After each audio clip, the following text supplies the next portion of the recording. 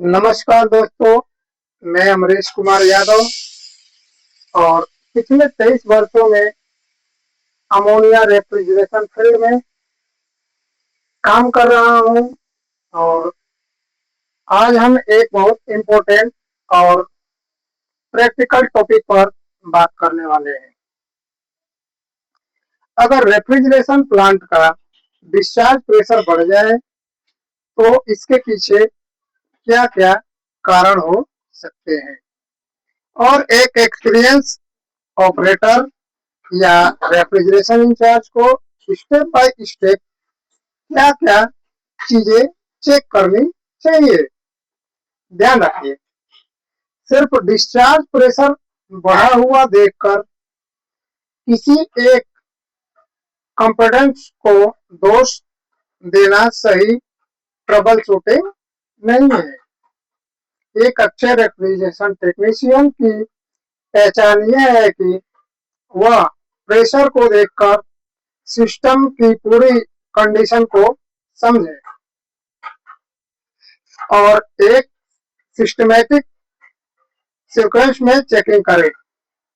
सबसे पहले हमको दोस्तों वेरीफाई क्या करना होता है, पहले हमको प्रेशर का वेरीफाई करना होता है कि हमारी जो गेज है उसकी रीडिंग है, उसकी कंडीशन को देख करके ये नहीं निकालना चाहिए कि मतलब हमें क्या प्रॉब्लम है।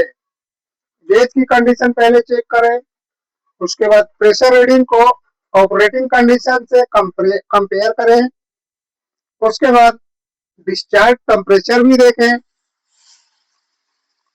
कंप्रेसर एम्बियंस भी देखें, सेक्शन प्रेशर भी साथ में नोट करें, प्लांट लोड और एम्बियंट टेम्परेचर भी देखें। दोस्तों, एम्बियंट टेम्परेचर का मतलब होता है कि जैसे हमारे वातावरण में जो गर्मी है वो कितने डिग्री की है, उसका गर्मी का टेम्परेचर कितना है, तो उसको बोलते हैं एम्बियंट टेम्परेचर, यानी वातावरण का टेम्परेचर उस टाइम पे कितना है। क्योंकि कभी कभी प्रॉब्लम सिस्टम में नहीं, इंस्ट्रूमेशन या गेज रीडिंग में भी हो सकता है। अब आते हैं नेक्स्ट स्टेप, स्टेप 2 पे आते हैं, एम्बियंट टेम्परेचर और प्लांट लोड देखें। अब देखें कि बाहर का एम्बियंट टेम्परेचर कितना है और प्लांट पर एक्चुअल लोड कितना चल रहा है। अगर एम्बियंट टेम्परेचर बहुत ज्यादा है तो कंडेंसर को अमोनिया से हीट रिजेक्ट करने में ज्यादा मेहनत करनी पड़ती है और कंडेंसिंग प्रेशर बढ़ जाता है।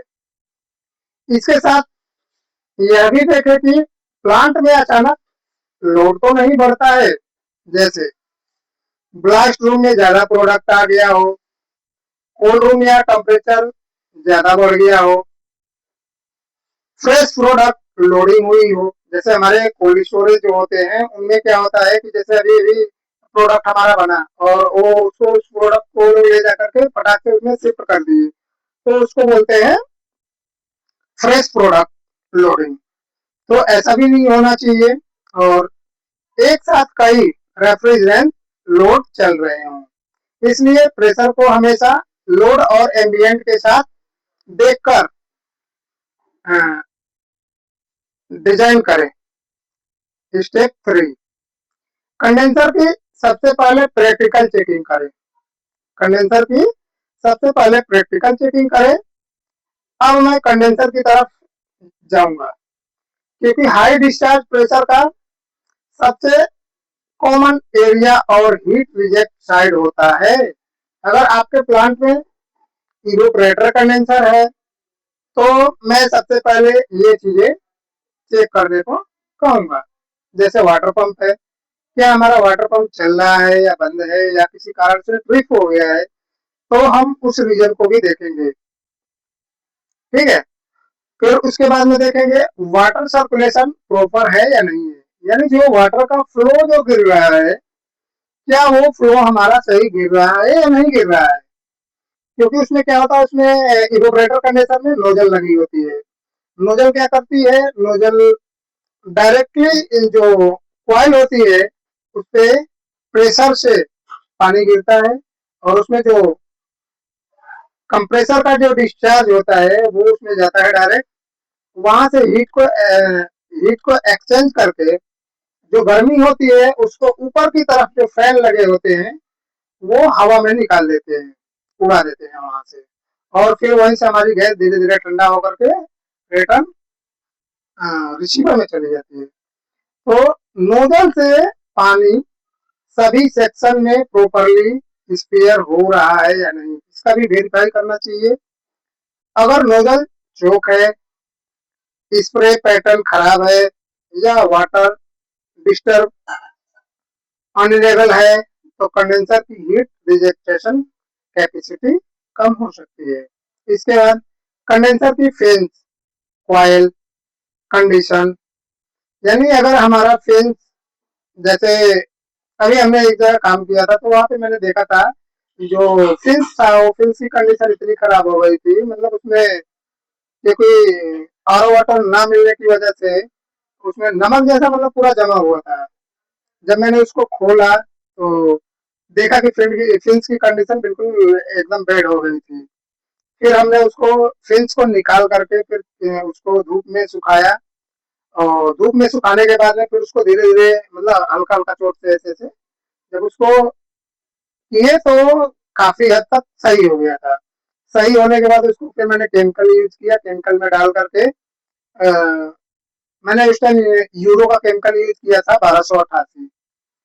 तो 1288 में हमने डाला और फिर उसको 5-10 मिनट में ही पूरा एकदम क्लीन कर देता था। उसके बाद में निकाल करके और उस पर एक प्रेशर से वाटर फ्लो दे करके जेट पंप से, और मतलब स्प्रे उसका कम रखते थे ताकि ज्यादा स्प्रे रहेगा तो पूरा फिर उसको अलग अलग कर देगा। तो उस करके साफ किए, साफ करने के बाद में लगाए, फिर रिजल्ट हमारा अच्छा रहा। उसके बाद स्केलिंग की भी प्रॉब्लम होती है।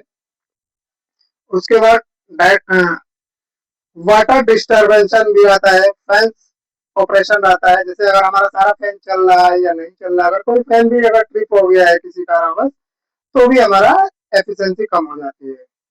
फिर आते हैं हम लोग चौथे स्टेप पे, कंडेंसर फैन चेक करें। अब कंडेंसर फैन को देखें, सिर्फ यह देखना काफी नहीं है कि फैन घूम रहा है, हमें देखना है फैन सही डायरेक्शन में घूम रहा है कि नहीं।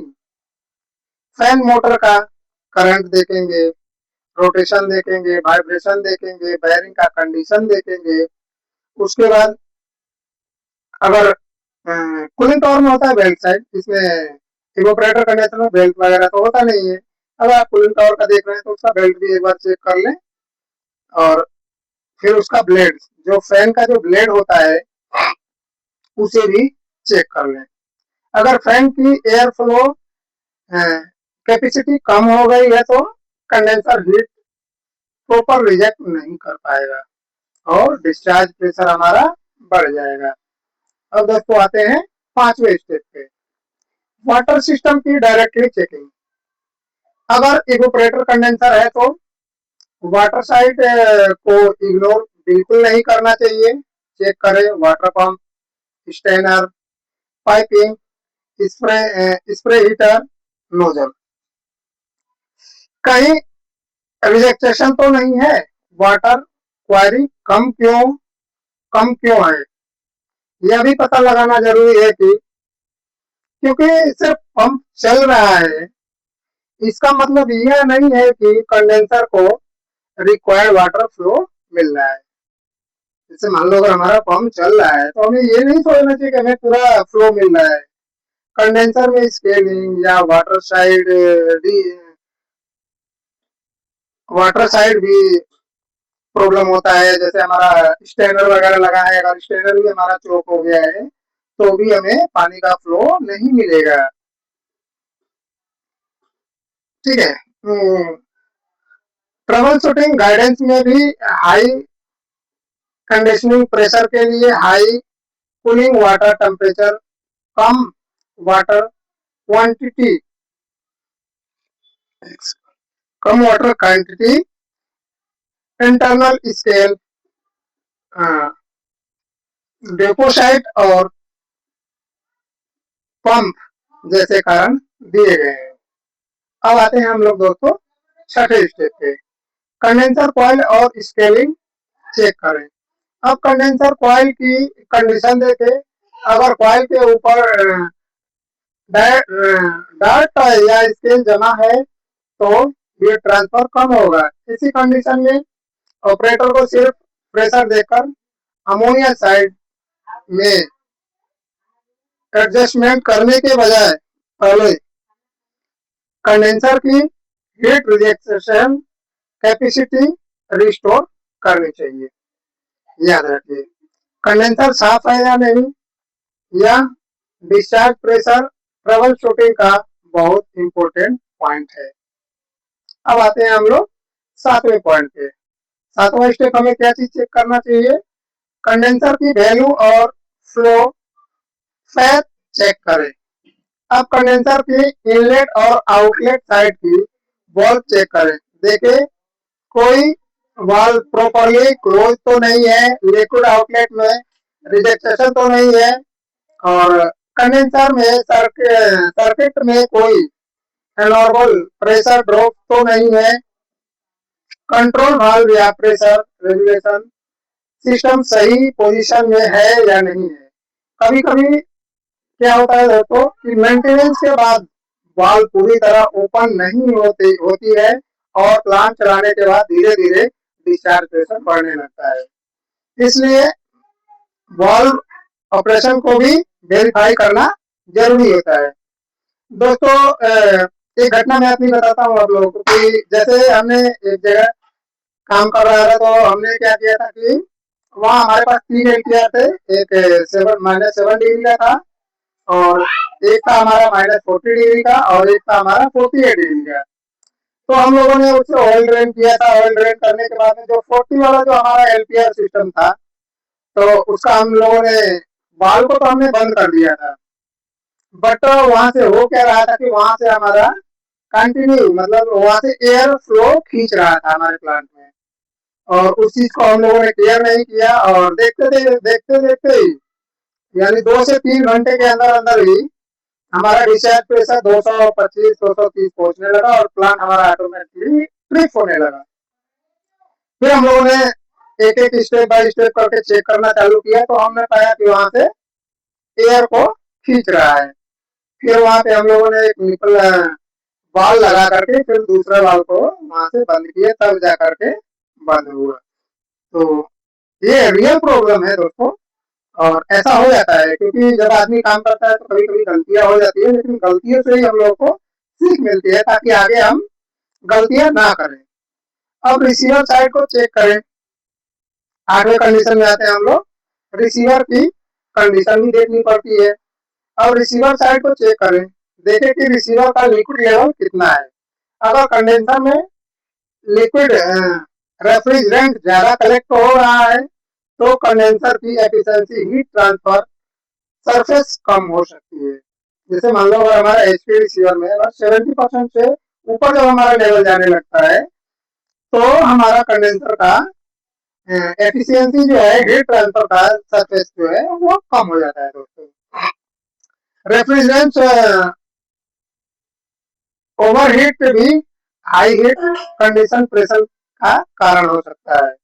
लेकिन यहाँ एक इम्पोर्टेंट बात है, सिर्फ रिसीवर का लेवल रेफ्रिजरेंट चार्ज कम ज्यादा करने का फैसला नहीं लेना चाहिए। पूरा सिस्टम कंडीशन, ऑपरेटिंग हिस्ट्री और डिजाइन को देखकर डिसीजन लेना चाहिए। अब दोस्तों आते हैं 9वें स्टेप पे, नॉन कंडेंसेबल गैस की पॉसिबिलिटी। अब आते हैं एक बहुत इंपॉर्टेंट पॉइंट पे, नॉन कंडेंसेबल गैस। अगर कंडेंसर, फैन, वाटर सर्कुलेशन और बाकी बेसिक चेकिंग ठीक है, डिस्चार्ज प्रेशर नॉर्मल हाइट है और सिस्टम में एयर या दूसरे नॉन कंडेंसेबल गैस की पॉसिबिलिटी है तो कंडेंसर करना चाहिए। नॉन कंडेंसेबल गैस कंडेंसर में रेफ्रिजरेंट के साथ कंडेंस नहीं होते और इफेक्टिव कंडेंसिंग एरिया को कम कर सकते हैं। डिफेंस को ट्रबल शूटिंग गाइडेंस और एयर या अननोन कॉन्स्टेबल गैस को हाई कॉन्स्टेबल प्रेशर के कारण में शामिल करती है। लेकिन अमोनिया प्लांट में पर्जिंग कोई ऐसा काम नहीं है जिसे बिना proper pressure PHE plant SOP और क्या बोलते हैं ट्रेटेड प्रिपेयर के केसली किया जाता है। पहले डेजिग्नेशन करें, फिर एथोराइज प्रोसेस के अनुसार एक्शन लें। अब आते हैं दोस्तों 10वें स्टेप पे। कंप्रेसर साइड भी चेक करें। जैसे अगर हमारा डिस्चार्ज प्रेशर बढ़ रहा है, एक सेकंड, अगर हमारा डिस्चार्ज प्रेशर बढ़ रहा है तो अब कंप्रेसर को देखें, चेक करें कंप्रेसर कितने परफेक्ट लोड पर चल रहा है, कितने कंप्रेसर रनिंग है, कंप्रेसर एम्पियर कितना है, डिस्चार्ज टेम्परेचर क्या हमारा निकल रहा है, सेक्शन प्रेशर क्या चल रहा है, कोई एनॉर्मल साउंड या वाइब्रेशन तो नहीं है। अगर प्लांट रिक्वायरमेंट के मुकाबले अननेसेसरी कंप्रेसर चल रहे हैं तो ऑपरेटिंग कंडीशन को सिस्टम डिजाइन और प्लांट टॉल के हिसाब से रिव्यू करना चाहिए। अब आते हैं दोस्तों हम लोग 11वें स्टेप पे। प्रेशर और टेम्परेचर को साथ में पढ़ें। एक एक्सपीरियंस्ड ऑपरेटर सिर्फ यह नहीं बोलता डिस्चार्ज प्रेशर हाई है, वह यह भी पूछता है डिस्चार्ज टेम्परेचर कितना है, एम्बिएंट कितना है, सेक्शन प्रेशर क्या चल रहा है, कंप्रेसर एम्पियर कितना ले रहा है, कंडेंसर वाटर और फैन की कंडीशन कैसी है। यानी एक रीडिंग नहीं, पूरे सिस्टम का पैटर्न देखना होता है। यही ट्रबल शूटिंग और सिर्फ गेज रीडिंग देखने के बीच का डिफरेंस है। May be practical trouble shooting circus, अगर मैं प्लांट में खड़ा हूं और मुझे बताया जाता है सर डिस्चार्ज प्रेशर बढ़ रहा है, तो मैं चेकिंग इस सीक्वेंस से शुरू करूंगा। प्रेशर वेरीफाई करूंगा, एम्बिएंट और प्लांट लोड चेक करूंगा, उसके बाद में कंडेंसर फैन चेक करेंगे, उसके बाद में water pump water circulation check करेंगे, उसके बाद नोजल स्प्रेयर का पैटर्न चेक करेंगे, उसके बाद कंडेंसर कॉइल डायरेक्ट और स्केलिंग चेकिंग करेंगे, उसके बाद में कंडेंसर वाल्व और फ्लो पैटर्न चेक करेंगे, रिसीवर लेवल और लिक्विड बैकिंग चेक करेंगे, नॉन कंडक्टेबल गैस की पॉसिबिलिटी चेक करेंगे, कंप्रेसर लोड, एम्पियर और डिस्चार्ज टेम्परेचर चेकिंग। और इसके बाद मैं किसी एडजस्टमेंट या मेंटेनेंस एक्शन का डिसीजन लूंगा। सबसे इम्पोर्टेंट बात दोस्तों, हाई डिस्चार्ज प्रेशर खुद में कोई फॉल्ट नहीं है, यह एक सिंबल है। हमें सिस्टम के पीछे का एक्चुअल केस ढूंढना होता है। और रेफ्रिजरेशन में मेरी 23 साल यानी 23 साल की प्रैक्टिकल लर्निंग यही है, प्रेशर को देखकर तुरंत वाल्व एडजस्ट मत करो, पहले यह समझो कि प्रेशर बढ़ क्यों रहा है। अगर कंडेंसर हीट रिजेक्ट नहीं कर पा रहा है तो कारण कंडेंसर में हो सकता है। अगर वाटर सर्कुलेशन खराब है तो वाटर साइड में प्रॉब्लम हो सकती है। अगर एयर फ्लो खराब है तो फैन साइड में प्रॉब्लम हो सकती है। अगर सिस्टम की बाकी कंडीशन नॉर्मल है और फिर भी कंडेंसिंग प्रेशर एनॉर्मल है तो नॉन कंडक्टेबल जैसी पॉसिबिलिटी को इंटरेक्ट करना चाहिए।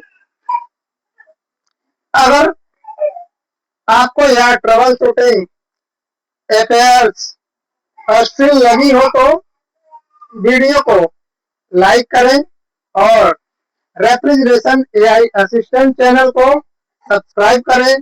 आगे मैं भी अमोनिया रेफ्रिजरेशन प्लांट की real practical trouble shooting, compressor, condenser, LPR, HP receiver, valve और प्लांट ऑपरेटिंग से जुड़ी ऐसी वीडियो लेकर आता रहूंगा। धन्यवाद। सुरक्षित रहे और रेफ्रिजरेशन प्लांट को हमेशा सिस्टेमिक तरीके से ऑपरेट करें। थैंक यू, धन्यवाद। मिलते हैं नेक्स्ट वीडियो में, तब तक के लिए बहुत बहुत धन्यवाद। शुभ रात्रि। थैंक यू दोस्तों।